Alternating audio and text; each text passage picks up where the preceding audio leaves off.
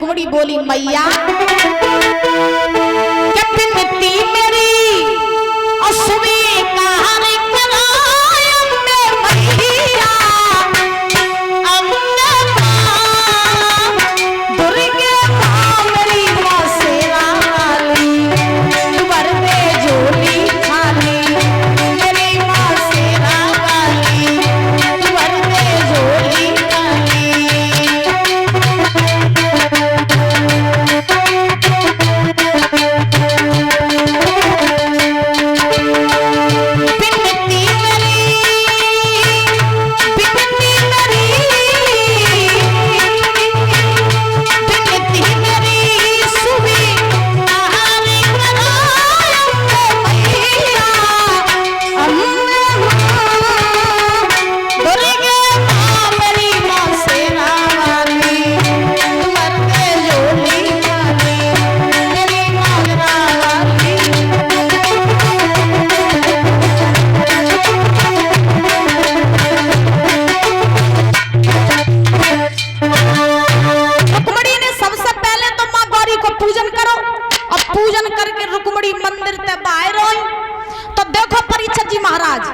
रुक्मणी जब मंदिर से बाहर आई तो रुक्मणी ने कबहू कन्हैया को नहीं देखो तो कन्हैया ने कबहू रुक्मणी को नहीं देखो तो अब भगवान कन्हैया रथ पे सवार होके खड़े। अब भगवान सोच रहे कि बुलाओ तो हमने एक रुक्मणी को और चली आई जे 5-6। अब हम जब पता कैसे करें कि हमारी वाली रुक्मणी कौन सी। सो भगवान ने एक बात और सोची क्या कि अब हम कौन ले जावे समय कई रूप पड़ी ले जावे भैया कई रूप खड़ी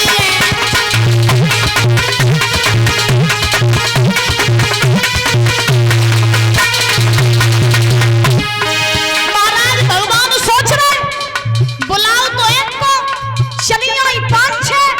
अब हम पता कैसे करेंगे जब हमारी वाली कौन सी है किन्हें किन्हें निभाई जाए किन्हें छोड़ जाए बाबा।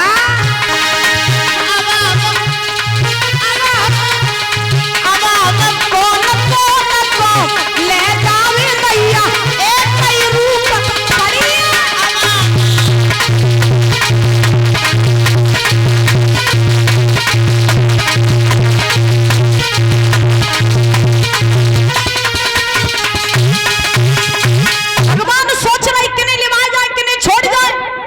रुक्मणी जो रहे बेव कछु कम चंट नहीं रहे महाराज।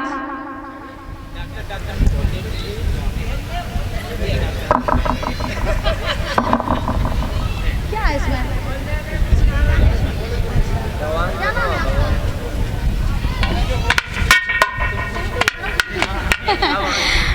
और ये सिंधु भैया जी की धर्मपत्नी ये भगवान का प्रतिबिंब देकर के और ये 100 रुपए देकर के दोनों लोग सम्मानित कर रहे हैं। बहुत बहुत धन्यवाद है।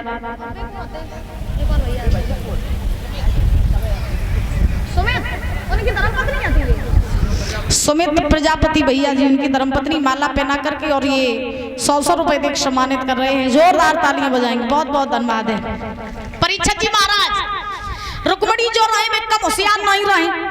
रुक्मणी ने सोची कि मेरे सम अकेले तो है नहीं मेरे संग जो सहेलियां हैं और कन्हैया ने कबहू हमें देखो है नहीं तो कन्हैया हमें पहचाने कैसे। तो रुक्मणी ने क्या करो परीक्षित जी महाराज कि जो हाथ में शादी वालों कंगन बांधे रहे सब वही हाथ उठा उठा के अपनी सहेलियन से बातें करने लगी।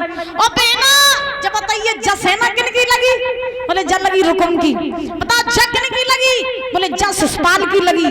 और जो भगवान ने कंगन वालों हाथ देखो भगवान समझिए कि जे ये सो रथ रुक्मणी के पास खड़ो कर दो और हाथ पकड़ के रथ में बैठाओ वहां से भागिए। अब जब भगवान वहां से भागे तो रुक्मणी की जो सहेलियां रहे रोती वही और चिल्लाती वही महाराज शुद्धमती के पास पहुंची। मैया गजब ही हो क्या ही हो दीदी तो गई कहाँ गई बोले कारो कारो से लड़का आओ तो बने दीदी को हाथ पकड़ो रथ में बैठाओ भागी हो। एक बात बोली है कि मैया री पकड़ कलैया और ले दो रथ में बिठा जिजी करिया संग बज गई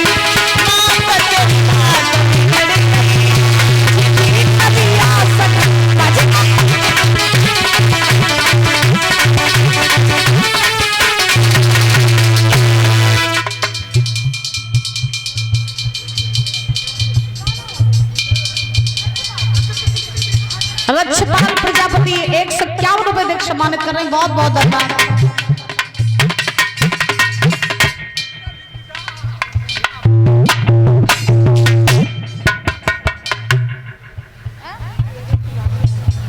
विवेक भैया जी की भाभी आरती ये माला पहना करके 51 रुपए देख सम्मानित कर रही है। बहुत बहुत धन्यवाद है।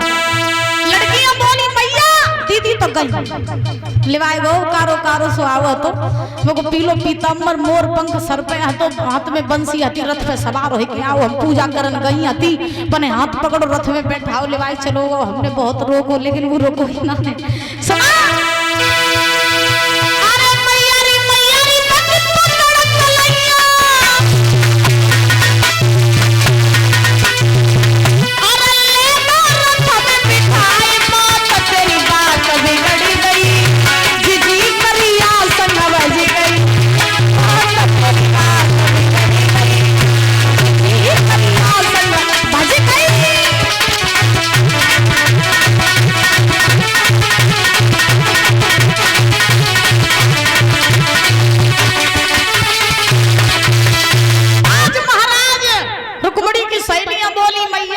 चली गई रोई के बोली तब तक रुकुम आइयो रुकुम समझ गया कि जे काम काऊ के नहीं सिर्फ कन्हैया के हैं तो रुकुम दौड़ के पहुंचा शिषपाल के पास में जवाब दो कई हती ने होशियारी ते आइयो तो ठाड़े रहो दूल्हा बने रुकुमड़ी तो चली गई अब के संग गोनो करियो महाराज रुकुम अपनी सेना लेकर के भागा अब परीक्षित जी रुकुम सेना लेकर के जब भागा है तो एक जंगल में जाकर के भगवान के रथ को इस रुकुम ने घेर लिया।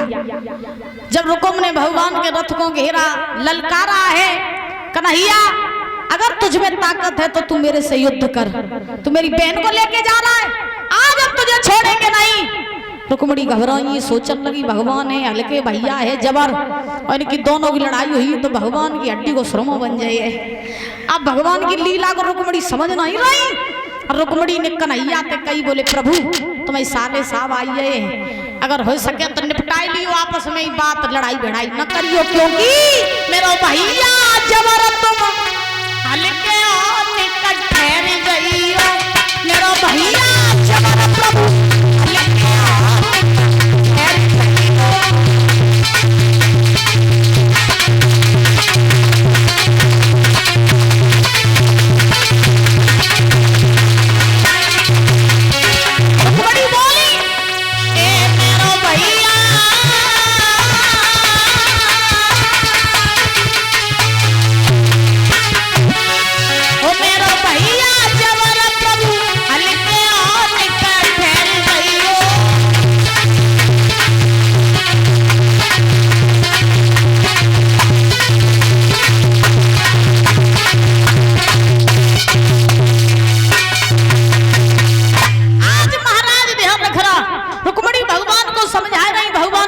नहीं समझ पाए रहे सुखदेव जी महाराज समझा रहे हैं राजन परीक्षित जब रुकुम ने भगवान को युद्ध के लिए ललकारा तो भगवान से रुकुम ने युद्ध किया। ये रुकुम जो था अंत में भगवान से हार गया और हार करके रुकुम कुंदन पर नहीं गया इसने भोजकट नाम की नगरी बसाई जो आज भरथना के नाम से प्रसिद्ध है। वहीं जाकर के रुकुम रहने लगा। इधर बलराम जी सेना लेके आए भगवान कन्हैया के डेंगा। बलराम जी ने भगवान के संग रुक्मणी को देखो बलराम जी सोचने लगे हमें मालूम आती कि कुछ घोटाला करके आए। बलराम जी ने कही लला हमने तुम तक कही आदि तुम पंडित जी को छोड़े आई हो।